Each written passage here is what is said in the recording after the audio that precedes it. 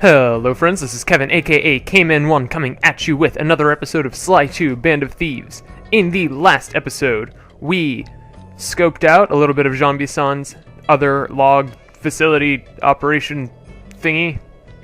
And in this episode we're going to be doing stuff to both secure his clockwork talons and disable the Northern Lights battery that he's made for Arpeggio.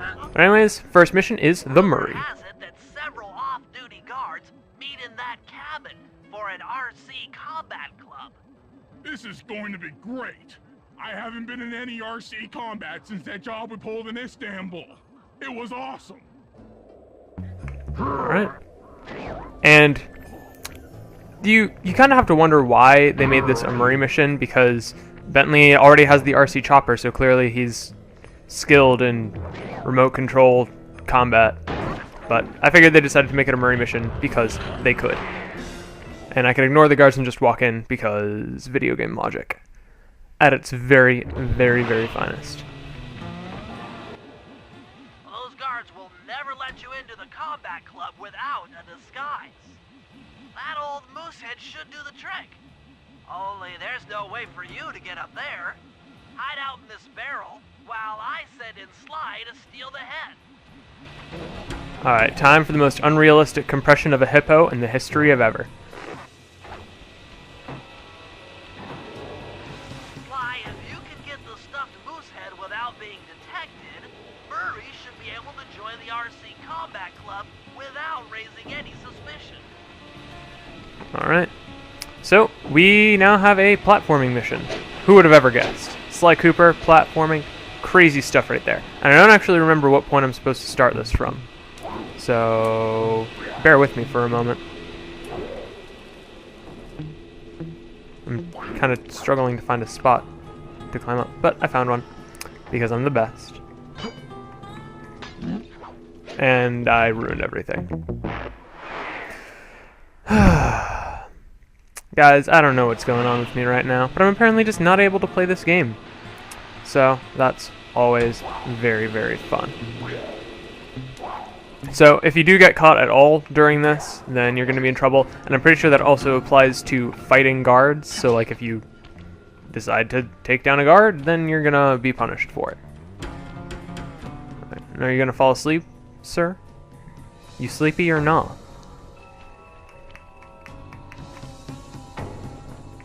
Okay, and I guess my best bet, that's not going to work. Alright, got it. I thought this was going to be one of those missions where, like, the guards get sleepy and you can just kind of jump past them with the flashlight, but I was wrong, and I was just supposed to jump over the bottles. But yeah, we've kind of been in areas like this before, but a lot of the time if you are supposed to be sneaking around and you hit like a bottle or something set up, it's like it makes a sound and it wakes up or alerts nearby guards. So definitely something you're wanting to avoid. And this guy definitely does like get sleepy because I just saw him, you know, asleep. So that's what you get for paying attention to your surroundings, boys and girls. Possibly eventually, if I do actually gain any sort of following in the future, because I will inevitably gain some female viewership if I do get popular, I imagine. But as it stands right now, as I established in a recent episode, really the only people watching this right now are my personal friends and family. So yeah. Murray, heads up.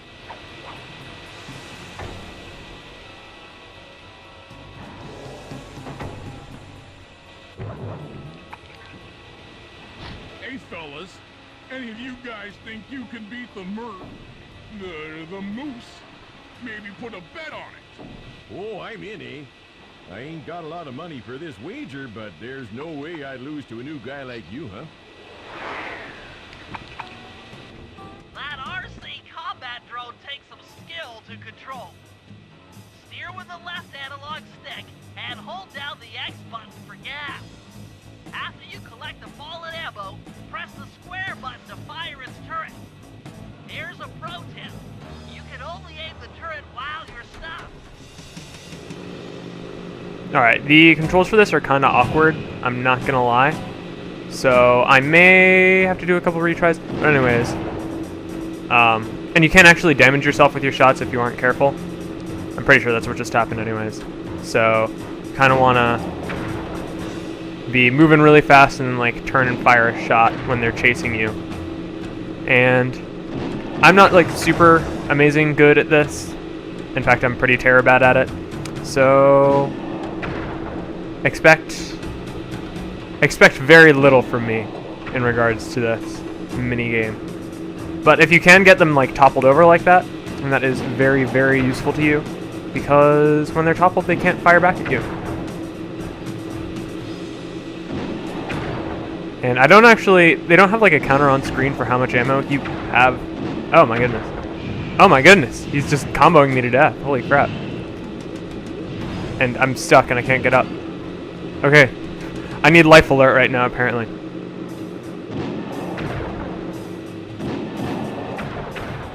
You won, eh? But I ain't got no money. That might be okay. It all depends. Depends on what? On whether or not you know the location of the Northern Light battery. Oh, well, I guess I owe ya.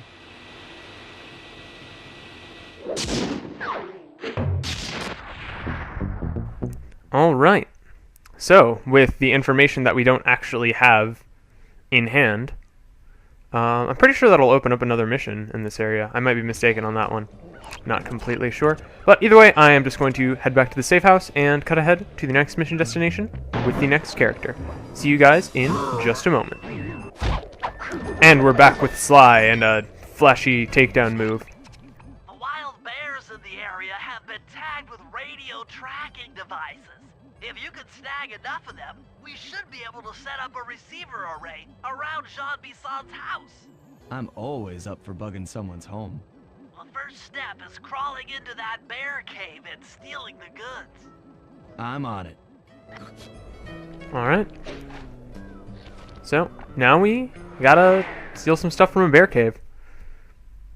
And coming up, this is actually one of my more favorite missions in the game. And you'll see why in just a moment. The radio transmitters have all been tagged in their mouths. You'll have to sneak up and pickpocket it while they're yawning. Sounds safe. Stay clear of the thin, crackly ice. Walking on it is sure to wake the bears. I'll keep that in mind. Alright. And so yeah, we are pickpocketing the bugs that we're going to be planting from the mouths of sleeping bears. So, definitely a lot more danger than is usually involved in a pretty standard pickpocketing mission. So, and just the way you kind of navigate around this cave is really fun in a couple areas.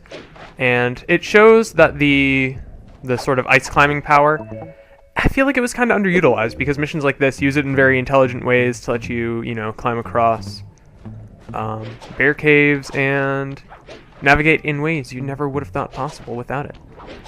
But anyways, I'm gonna go ahead and climb over here. Then again, this whole thing could just be done easily with like an array of wall hooks or something like that.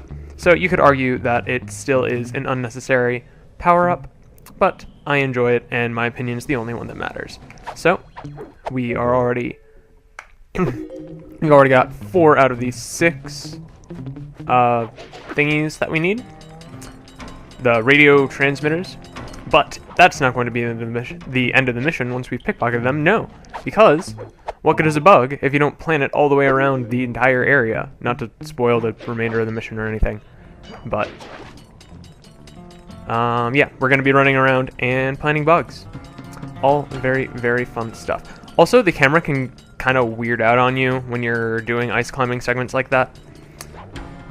And it is very, very not fun if you end up getting hit by something because you couldn't control the camera very well. Only you could have pulled Anyways, that off. let's go ahead and I'll fill you in on the next step. have the weirdest navigation possible and work our way outside.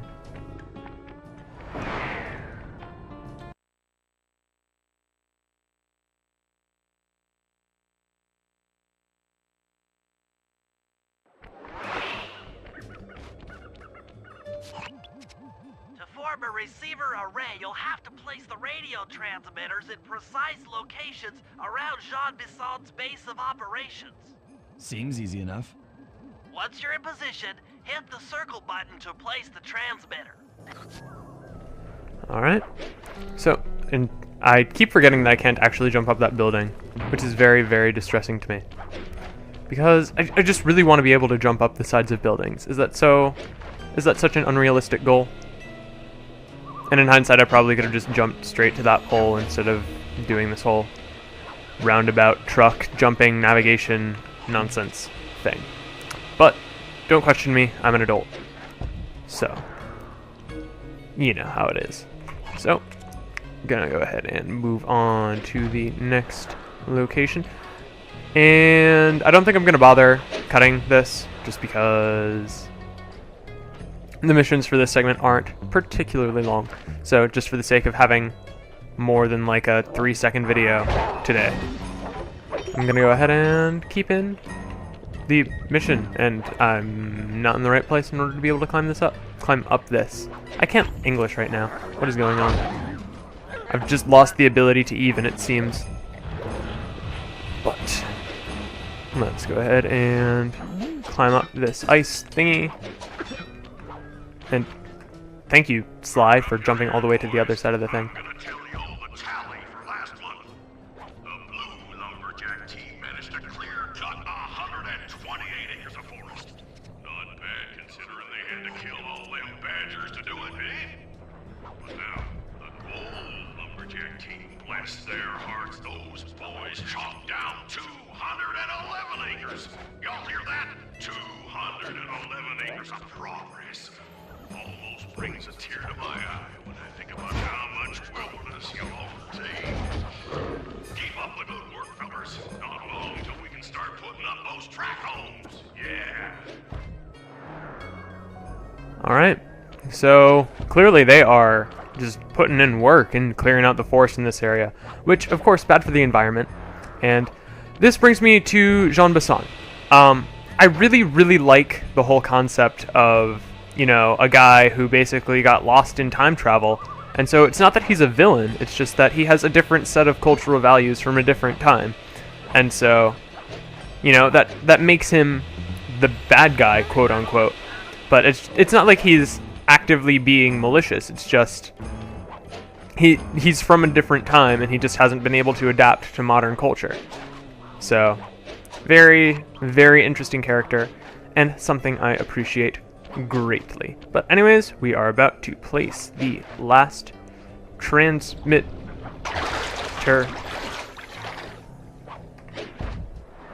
Just goes to show, sometimes not doing anything is the solution to your problems. Yeah, we've got the last transmitter, and mission accomplished. Nice work. The array's up and running. So, next mission is actually going to give us access to the vault for this area. So, I'll see you guys in a couple minutes for you guys, and literally 2 seconds for myself.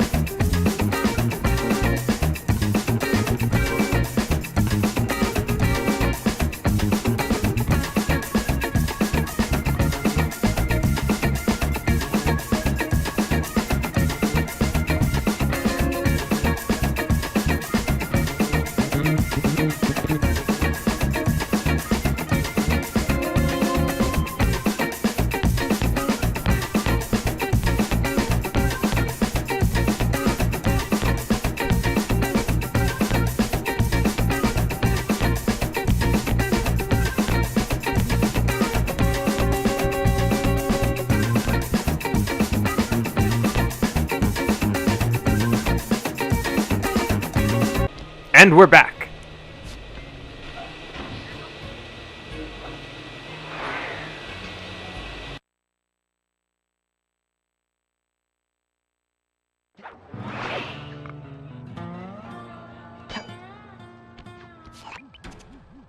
I've detected what appears to be an ancient guide to log chopping that might be useful for the lumberjack games. Unfortunately, it's frozen deep in an ice wall. How are we supposed to get to it? Wait for more global warming? That industrial laser is used to cut through petrified logs.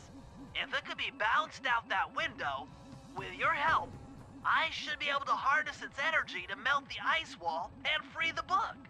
How do I redirect that thing? There should be a switch on the other side of this wall. Throw it and then head outside. Alright. And so apparently I'm getting lit on fire right now is happening. But what I was about to say is that this area is actually kind of buggy when it comes to the vault. And I've had it happen before where I collected the clues after completing the mission. And so I was already in the next story area, actually. And so, but for whatever reason, the game registered me entering here as me engaging the mission. And so I actually lost like 15% of progress. And I always do my math right. Then the combination has got to be 5, 8, 3. Alright, 5, 8, and 3. But yeah, I've had it happen where I've lost a lot of What are you doing, Sly? Alright, we got the lightning spin move. It is basically... Gadzooks, that's a nice one. So, I don't remember that quote either. I'm just getting distracted by a bunch of stuff. But yeah, this area is buggy, and you can lose progress. And the lightning spin is pretty much exactly what you think it is. And it's pretty powerful. Indirect combat scenarios, of which I don't like to get in as Sly. So yeah, that's all I've got to say about those things. And I'm sorry to cut off Jean Bison. Nope. Alright, we're good friends. I wasn't even a little bit concerned. So, I'll go ahead and flip this switch. And... You've done it! The laser's been redirected out the window. So, let's work our way outside. And I'm on 0 HP right now, so I may just have to replay this mission. We'll see. Yeah, I get distracted by so many things in there, because I didn't remember that line. Bentley's just like, Gadzooks, that's a good one. And that guard, I made the most manly sound of my life. Now to get that laser pointed at the ice wall, you'll need to alter its direction with the crystals I put in your pouch. I see. I just walk to where the laser stops, place a crystal, and it'll bounce the beam to a new position. That log chopping book is as good as ours. Alright. So, we've got these weird crystal thingies, and I don't know where they came from, but also they don't look like translucent or anything, so I don't understand how they're like refracting the light and stuff. But fortunately we got some health there, and if you touch this laser, it will damage you, so that's definitely something to be wary of. But since you're probably not on as low of health as I am, because you're probably a lot better at this game than I am, that hopefully will not be a concern for you. But anyways, we've got to work our way around here. And this is another really interesting mission to me, because it causes you to interact with the environment in a different way than you ever have before. So you'll see the laser's kind of stopped here, so what you're going to want to do is just jump onto the other side, and boom, it cracks and clears a new path for the laser. Very, very nice. Yeah. It's really just little things like this that games do that I really, really appreciate, because, you know, so many games just sort of have an environment for the sake of completing missions, but this game actually has you interacting with the environment in those missions, which is all very handy. Well, not handy, but like interesting, compelling, good game design, really, if you ask me. And of course you're going to be asking me because I'm the one talking right now. So I'm really more asking myself than answering, if you think about it. And I'm just going to stop rambling about that, because it's just going to make me seem crazier than I already am.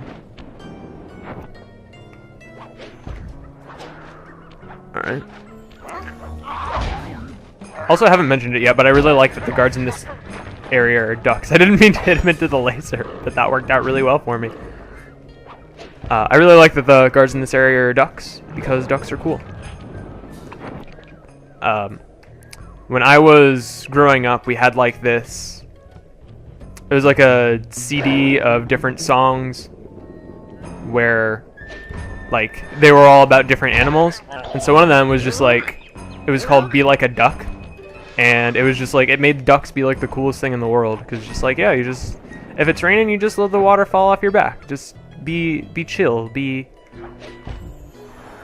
cool, like a duck. And so ducks are definitely awesome animals. Not my favorite animals, because my favorite animals are turtles, actually.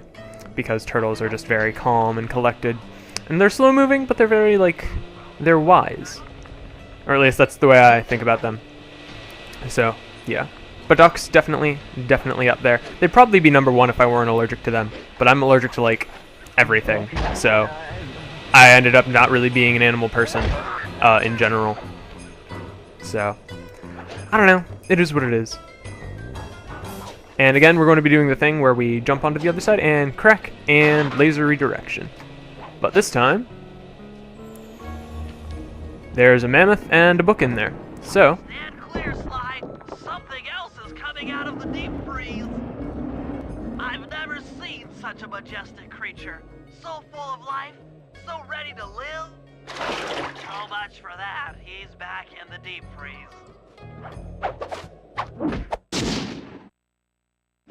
Cheer up, pal.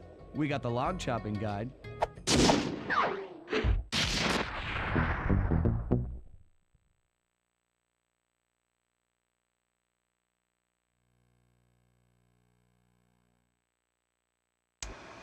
After reading through the log chopping guide, it's become painfully clear that to win in the lumberjack games, we'll have to cheat. Now, I've constructed a plan that hinges around us acquiring an eagle's egg, which is more difficult than you'd think. First, Murray needs to lure a bear into taking out the local oil mains. Once destroyed, the pressurized oil should ignite and create updrafts, which Sly will then use to paraglide over to the eagle's nest, grab an egg, and then head back to the safe house. Thanks to Murray's undercover work in the RC Combat Club, we've learned that the Northern Light Battery is hidden in a silo nearby. The battery needs some serious modification if we're going to hide inside it to sneak onto Arpeggio's blimp. First, we'll short the battery with grapple lines on local boats. Then, we'll all break into the lighthouse and sever the power flow to the battery. That way it won't recharge. Given my electrical engineering background, this plan has a 97% chance of success. Pretty good, huh? Like my pa always says, sawed house is better than a dugout, but they both turn to mud.